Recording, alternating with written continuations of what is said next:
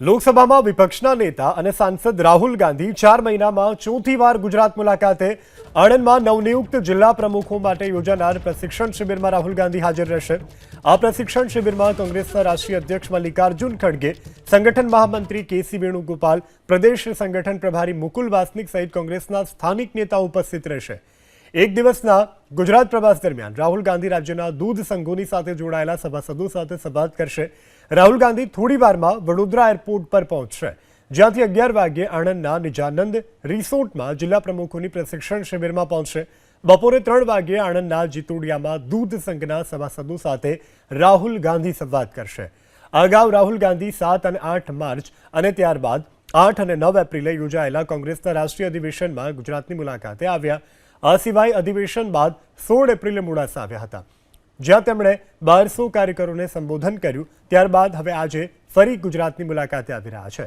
હવે થોડી ક્ષણોમાં રાહુલ ગાંધી વડોદરા એરપોર્ટ પર આવશે અને હાલ કોંગ્રેસ સંગઠનના તમામ જે પદાધિકારીઓ છે, નેતાઓ છે, ધારાસભ્યો છે, સાંસદ સભ્યો છે, તે અત્યારે વડોદરા એરપોર્ટ ખાતે રાહુલ ગાંધીના આગમનની આતુરતાથી રાહ જોઈ રહ્યા છે। રાહુલ ગાંધી ચર્ચા કરશે, તેમને રણનીતિ આપશે આગામી જિલ્લા પંચાયત, તાલુકા પંચાયત, કોર્પોરેશનની ચૂંટણીની અને ત્યાંથી શરૂઆત થશે વિધાનસભાની 2027ની યોજાનારી ચૂંટણી। વાત કરીએ જે નવનિયુક્ત જિલ્લા અધ્યક્ષ છે તેમની સાથે। ગુલાબસિંહ, બનાસકાંઠા જિલ્લાની જવાબદારી આપી છે, સાથે જવાબદારી એ પણ છે કે બનાસકાંઠામાં કોંગ્રેસ મજબૂત થાય, તાલુકા સમિતિઓ પણ મજબૂત થાય। કઈ રીતનું આજનું માર્ગદર્શન રહેશે અને આજથી કઈ રીતે બળ મળશે? સમગ્ર દેશમાં ગુજરાતમાં પ્રથમ આ સંગઠન સુજાન અભિયાનનો પ્રોજેક્ટ અમલ કરવામાં આવ્યો, એના ભાગરૂપે અમને સૌને જિલ્લા પ્રમુખ તરીકેની જવાબદારી આવી।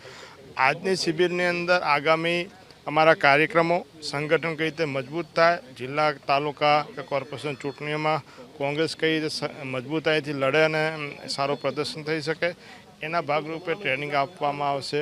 ખાસ તો અમારા કાર્યક્રમોની રૂપરેખા અને હું માનું છું કે દરેક જિલ્લા પ્રમુખની જવાબદારી તો આપી, પણ હવે 3 મહિને 4 મહિને અમારું મૂલ્યાંકન પણ થવું જોઈએ કે ભાઈ સંગઠનના પ્રમુખ તરીકે તમારી કામગીરી શું છે। આ તમામ બાબતોની આજે ચર્ચા કરવામાં આવશે અને આ સંગઠન સુજાન અભિયાનનો અમે આભાર માનીએ છીએ। એના ભાગરૂપે આજે NSUI યુથ કોંગ્રેસના માધ્યમથી લઈ અને તમામ કેડરના લોકોને સ્થાન આપવામાં આવ્યું છે। સંગઠનનું પણ કામ કરશું, આંદોલનનું પણ કામ કરશું અને રચનાત્મક પણ કામ કોંગ્રેસ પાર્ટી કરશે। આજે શિબિરમાં નવું કંઈક લઈને જઈશું, એ બધી અપેક્ષાથી બધા અહીંયા આવ્યા છે। અચ્છા, અન્ય જિલ્લા પ્રમુખ છે પાટણના, તેમની સાથે વાત કરીએ। અત્યાર સુધી છેલ્લા 10 વર્ષની વાત કરીએ તો કોંગ્રેસ જે રીતના પરફોર્મ કરતી હતી, હવે તમે અધ્યક્ષ બન્યા છો, તમને લાગે છે કે એ પરફોર્મન્સને વધારવાની જરૂર છે, સુધારવાની જરૂર છે?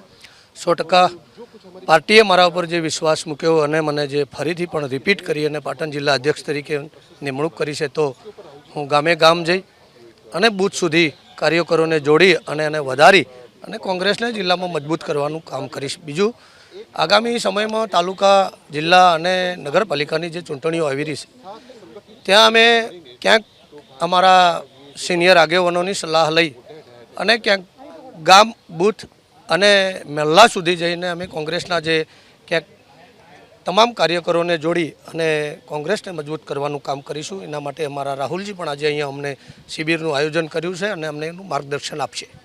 રાજકોટ શહેરની જવાબદારી રાજદીપસિંહ આપના ઉપર છે। રાજકોટ હમણાં છેલ્લા 2-4 પ્રોગ્રામથી જોઈએ છીએ તો આક્રમક દેખાય છે કોંગ્રેસ। રાજકોટ પૂરતું મર્યાદિત ના રહેવું જોઈએ અને સમગ્ર ગુજરાતમાં થવું જોઈએ એવું માનો છો? ખાસ તો આપે જે પ્રશ્ન પૂછ્યો, રાહુલ ગાંધીએ જે 41 શહેર જિલ્લા પ્રમુખો મૂક્યા છે, એ લડાયક ભારતીય જનતા પાર્ટીની જે પ્રેશર ટેકનિક છે એની સામે તાકાતથી લડી શકે, સંગઠનના માધ્યમથી, આંદોલનના માધ્યમથી, એવા લોકો ઉપર રાહુલ ગાંધીએ કોંગ્રેસ પક્ષની વિચારધારા સાથે જે જોડાયેલા છે વર્ષોથી, એવા લોકોને જવાબદારી આપી છે। ત્યારે મને રાજકોટ શહેર પ્રમુખ તરીકે નહીં પણ એક કોંગ્રેસના કાર્યકર તરીકે પૂર્ણ વિશ્વાસ છે કે સમગ્ર ગુજરાતના મારા સાથી મિત્રો 41 પ્રમુખો તાકાતથી ભારતીય જનતા પાર્ટીની સામે લડશે। નૌશાદભાઈ, જે રીતના હવે સંગઠન સૃજનથી આખા કોંગ્રેસમાં નવા પ્રાણ ફૂંકવાની શરૂઆત થઈ છે, કેટલીક પ્રક્રિયા પૂરી થઈ ગઈ છે, તમને લાગે છે કે અહીંયાથી અટકવું ના જોવે અને આ સળંગ પ્રક્રિયા રહેવી જોઈએ? કોઈ પણ પક્ષ કે સંગઠનની અંદર એ પ્રશિક્ષણ એ ખૂબ જરૂરી છે। અને સંગઠન કોઈ ઓવરનાઇટ એક રાત્રિનો કોઈ આ વિષય નથી, સતત પ્રક્રિયા છે આ. અને એના માધ્યમથી આજે મને લાગે છે કે જે પ્રકારે જિલ્લા કોંગ્રેસ સમિતિના પ્રમુખોને આજ પ્રશિક્ષણ આપવાની વાત છે, નવો જમાનો છે, નવા જમાના પ્રમાણેના એની રીતિનીતિઓ પણ બદલાણી છે. અને કોંગ્રેસનો કાર્યકર્તા હરેક ગામડામાં હોવા છતાં 30 વર્ષથી અમે સત્તા સ્થાને નથી પહોંચ્યા, એમાં કંઈક ને કંઈક કારણ જવાબદાર છે. અને કારણોની પૂર્તિ કરવી, પ્રશિક્ષણના આધારે આખા ગુજરાતમાં એક સાથે એક અવાજમાં એક એક્શન થાય, એક નિર્ણય થાય, એ ખૂબ જરૂરી છે. બધા પોતપોતાની રીતે અલગ અલગ નિર્ણય પ્રક્રિયામાં ક્યાંક ને ક્યાંક વિલંબ, એ બધા જ કારણોનો સરવાળો ભેગો કર્યો તો ક્યાંક અમારી નિષ્ફળતા એમાં ભાગ ભજવે છે. અને આ પ્રશિક્ષણના માધ્યમથી મને લાગે છે કે આખા ગુજરાતમાં એક સાથે નિર્ણયો થવાના, એક સાથે એક એક્શન થવાની, અને એની એ તાકાત જે છે એ ગુજરાતની અંદર આપણને આવનાર સમયમાં જોવામાં મળશે. એક તાલીમબદ્ધ એક પ્રમુખ હશે અને એના નિર્ણયોની અંદર તમને એ તાલીમ તમને ચોક્કસ તમને જોવા મળશે આવનાર સમયમાં. જો આ હવેનો પ્રશ્ન એટલા માટે પૂછું છું કે તમે ઘણા લાંબા સમયથી છો ને આ મુદ્દે આપણે અગાઉ ચર્ચા પણ થઈ ગઈ છે. જે વાત હતી કે લગનવાળા રેસવાળા, ચલો એ તરવાઈ ગયું છે. નવા જે આવ્યા છે એ સંપૂર્ણ રેસવાળા છે. શું એને નાળ ફિટ કરવાની જવાબદારી રાહુલ ગાંધીની છે? વાત જ્યાં સુધી છે લગ્નના ઘોડા, રેસના ઘોડા, તો હું માનું છું કે કોંગ્રેસની અંદર મોટે ભાગે એ રેસના ઘોડાઓ છે જ. સવાલ એ છે કે આ ઘોડાઓ એક સાથે દોડે, આ ઘોડાઓ તાલીમબદ્ધ હોય અને આ ઘોડાઓની જે શક્તિ છે એ શક્તિના દર્શન એ લોકો સુધી થાય.